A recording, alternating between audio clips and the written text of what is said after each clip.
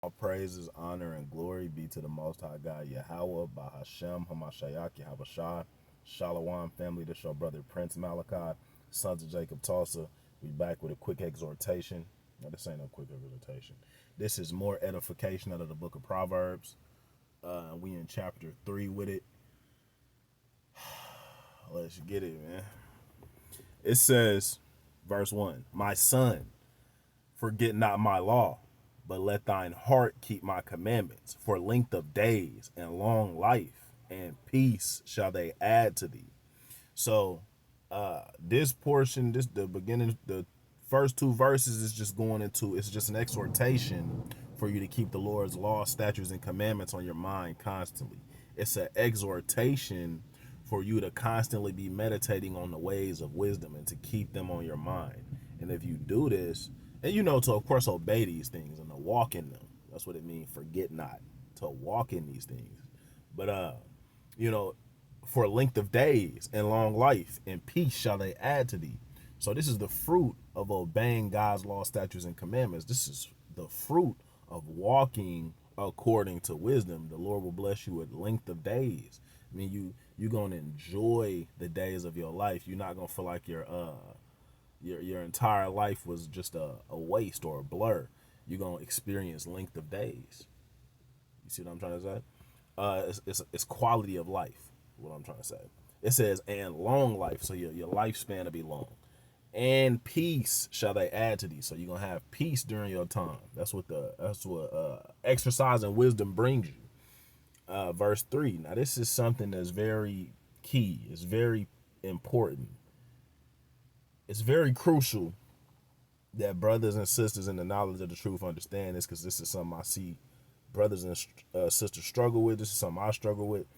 So this is life changing. I'm just keeping it stacked. So it says, verse 3, let not mercy and truth forsake thee. Bind them about thy neck. Write them upon the table of thine heart. Why?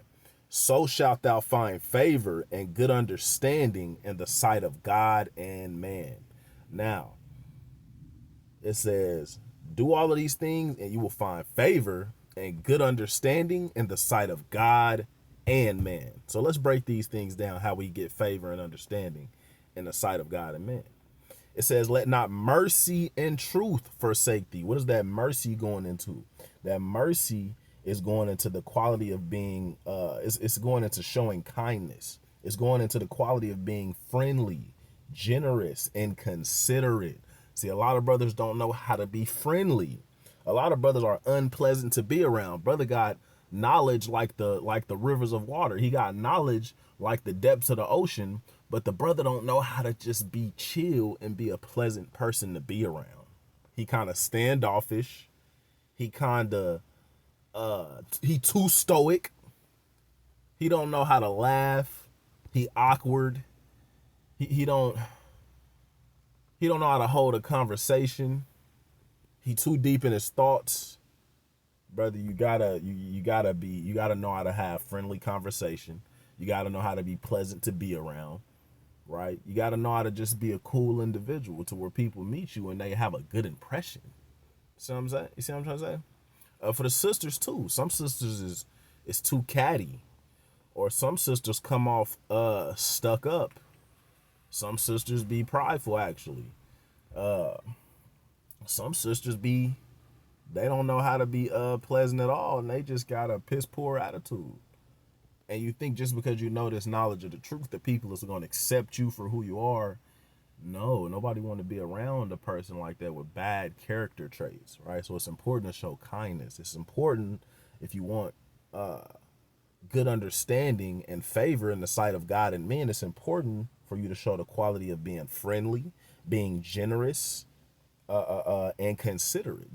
Generous meaning you quick to give to others, selfless, if you will, the opposite of stingy, right? We all understand, by now what generous means. You got to be generous. The scriptures say the Lord loves a cheerful giver. And when you give in the right spirit. Give cheerfully. It says and considerate. Now, a lot of brothers are inconsiderate. Some brothers is too rash. They not considering how they're making other people feel with the way they're talking to them, or they're not considerate of the fact that the way you're making someone feel affects your influence on them. You can be saying all the right things. If somebody don't like the way you're making them feel, they're not gonna listen to you. But you're not considering that. You just swinging the sword, brother. I'm telling the truth. Don't nobody care, bro. I'm gonna be honest. Most people would rather hear a pleasant lie than a harsh truth. So you gotta make, what your job is to make this thing pleasant. Let me show you something.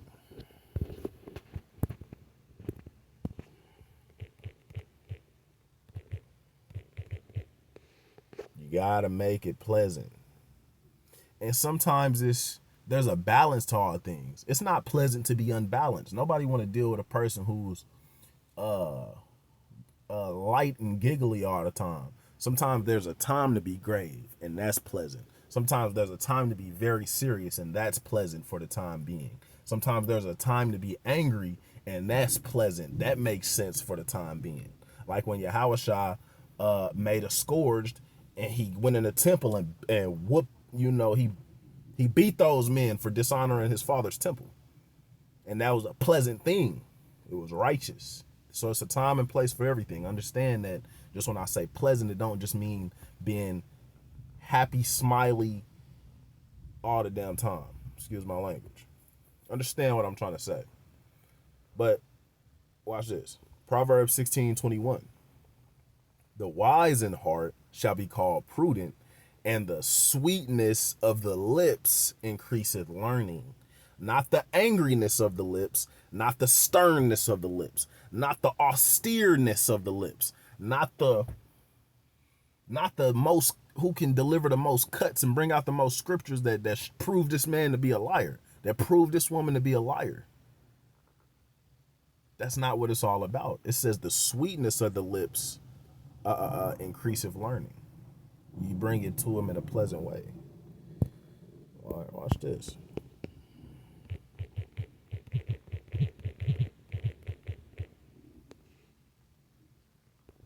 Proverbs 12:18. There is that speaketh like the piercings of a sword, but the tongue of the wise is health.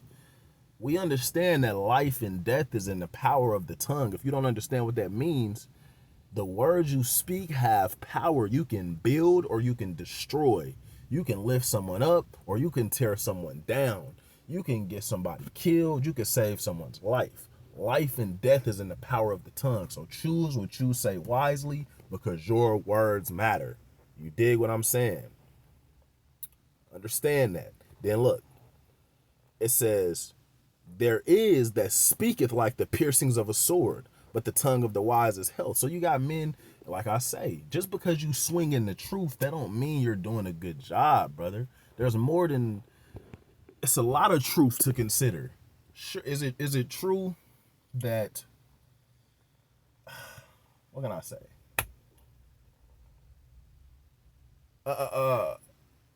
Yahushua with the woman that was caught in adultery, and I in no way excuse adultery. I in no way excuse adultery. If you commit adultery, you need to come out of that before the Lord destroys you, right?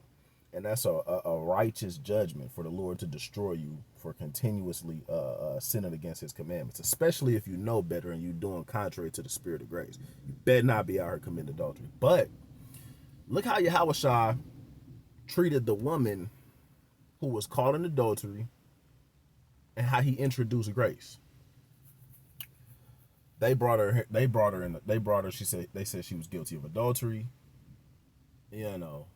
Christ met her with, where she would have been stoned, right, by hypocrites. Christ introduced grace, and he told, you know what he told her? He told her, where are thine accusers? Roughly paraphrasing. Have no man condemned thee? She said, no, my Lord. He said, neither do I. Go and sin no more. That's beautiful. That's grace. That's the spirit. So, that was mercy. That's grace. We understand that. But the point is, he could have daggered her up and called her a whore and He could have said all manner of unpleasant things to her, but he met her with peaceable words. He met her with kindness and compassion, right? This is the perfect example. And he told her, go and sin no more. He gave her a straight command, though. He didn't give her no wiggle room. He didn't give the water no passage. He said, go and you bet not do that no more. And that's pleasant. That's beautiful. Now, if she do it again, she got to deal with that. She got to deal with that. But did the Lord curse her out and curse her mama and tell her she's going down and she's nuke food and she's going in the lake of fire and no man will ever love her? And brother, he didn't go in all of that. It says the tongue of the wise is health. The tongue of the wise is health. The tongue of the wise is health. It's healing. It's words of life. It's words of encouragement. It's words of you can do this, is you can overcome these obstacles. You still in this fight. Gird up your loins like a man. It's encouraging your brother. It's encouraging your sister. It's increasing the morale. It's health, man. It's not death. It's not, you're not trying to kill people with your speech. Just because you speaking the truth, that don't mean you handling the sword right. Using brute force. Hey, my captain told me, right, when I came to the truth, when you're trying to teach your family or when you're trying to just teach in general, you can do a lot more harm than good. And you might wonder, are you speaking the truth? But at the same time, you can do a lot more harm than good because you don't know what you're doing yet. You're not as skillful yet. It takes some time and experience to realize you don't know it all. You kind of got to just play it. You need to play the game how it need to be played. I said this in my last video. You need to understand reality. Reality doesn't have to understand you. You out here talking about you speaking the truth. Reality is, look, if you don't know how to talk to people, ain't nobody gonna listen to you. That's reality. If you're a churlish person and you constantly disrespect people and you're rash in your talk, people are gonna dislike you. That's just reality, bro. And that's what you need to understand. The world don't gotta catch up with you. The Lord already set it in place. It's wisdom. It's a universal law. It's what people would say is common sense. And common sense ain't common, so that's why I'm teaching this. If you don't know how to talk to people, people ain't gonna want to listen to you. Don't be that person. Don't be that sister. Don't be that brother. Just talk to people like you got some sense. And while you at it, incorporate some truth when you see opportunity and show love and be peaceable and be pleasant to be around. And that's gonna get you more results than ever yelling at somebody and talking to somebody like you their parents or speaking like the piercings of a sword. Hey, be a wise, use wise speech, use healing, use encouraging words, have long forbearance. I got one more, then we're gonna move on because I'm harping. It's a big deal in the community though. But all praises to the Most High for this wisdom, knowledge, and understanding. It's Proverbs 13.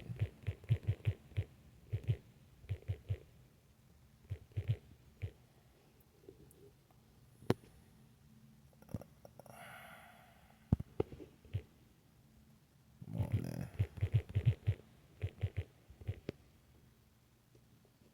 Proverbs 25:15. By long forbearing is a prince persuaded, and a soft tongue breaketh the bone. So if you want to make a breakthrough, that's what that breaking the bone is going into. It's not talking about literally breaking the bone. It's talking about having that breakthrough to where somebody finally yields to what you're saying, right? It says, by long forbearing is a prince persuaded, and a soft tongue breaketh the bone. Now this can be used on the left-hand side too, so beware of this. Don't be using this incorrectly. If you're trying to persuade somebody in something, make sure you're persuading them in the right thing. Don't be persuading people in the wrong thing. That's why you got to do your due diligence to study. But by long forbearing is a prince persuaded, and a soft tongue breaketh the bone. So if, let's say That's what I'm dishing this out for, so that you can use this to go get more people in the truth, or at least get people to hearken unto this truth. That way they can diminish their sins, and you can get that blood off of your hands. Be patient with them. Have some long suffering. That's one of the fruits of the Spirit. Have some patience, long forbearance, and then they may be persuaded. It says, "And a soft tongue breaketh the bone." It don't say a harsh speech breaketh the bone. It don't say a angry rebuke breaketh the bone. It don't say having 5 meltdowns and 3 fallouts and 3 reconciliations and a fist fight, and then they're gonna be persuaded. No, that's not how you get the job done effectively and clean. Have some patience. Insert the truth when you see opportunity. Don't be a weirdo. Don't be a stranger. Don't act like somebody they've never met before. Be cool, be regular, and then when you see opportunity, hey, pork, like God don't. We're not supposed to be eating pork, right? Then when y'all in a good mood, they might like, why you say that? And then you can kind of chop it up, give them the breakdown on some cool, chill type stuff. Don't come in there and kick down the door and bust open the Bible, and then you got your reader next to you, your little bro from around the corner, or your cousin or something, and you bring it out. Your parents are not gonna be persuaded if you do that. I'm just telling you, it's not pleasant. It ain't gonna work. But you can try if you think you know something. Hey, experience is a better teacher.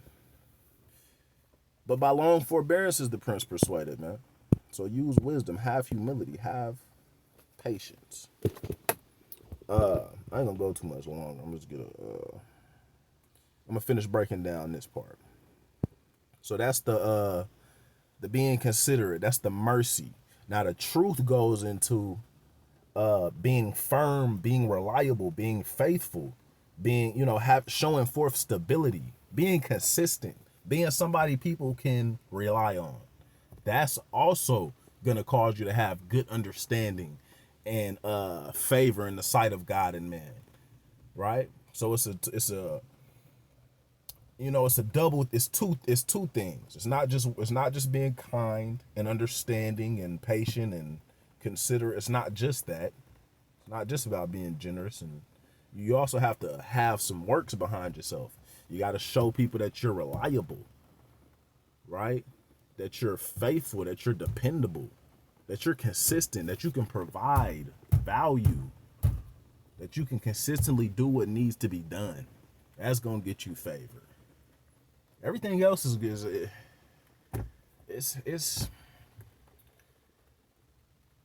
this is what people need from each other. Like, we're a community of people. At the end of the day, we need brotherly love, and we need progress.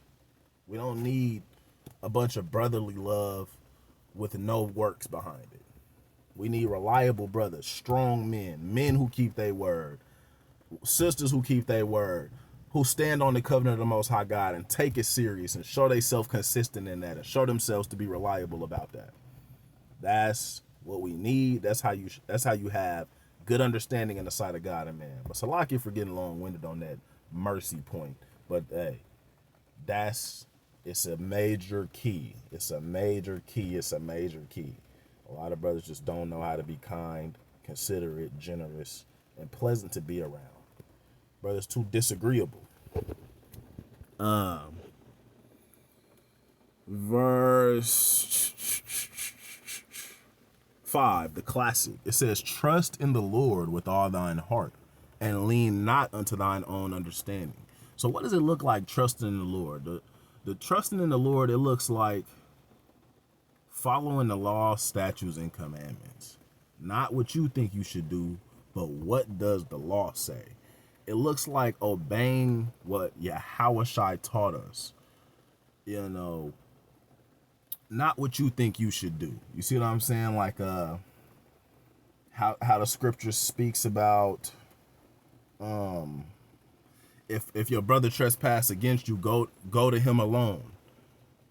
You can't, it's not optional. You can't not do that. Any other course of action is leaning on your own understanding.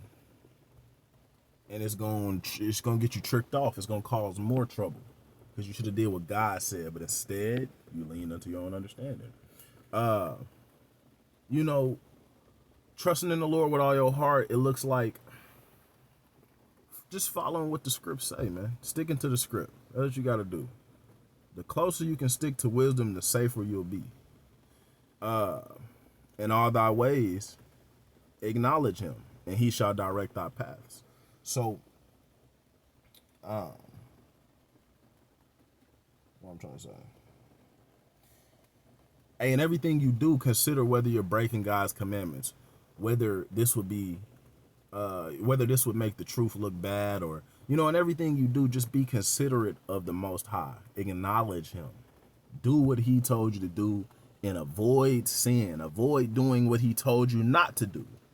That's how you acknowledge him in all of your ways. And if you do that, he will guide your footsteps in the right direction. He will cause you to walk in the ways of life. If you hearken to the words of wisdom, he will bless you with the fruits of wisdom, right? But I'm gonna close out there until next time. This has been your brother Prince Malachi, sons of Jacob Tulsa. Man out by giving all praises, honor, and glory to the Most High God Yahweh, Bahashem, Hamashayach, Yahweh Shai, Shalom.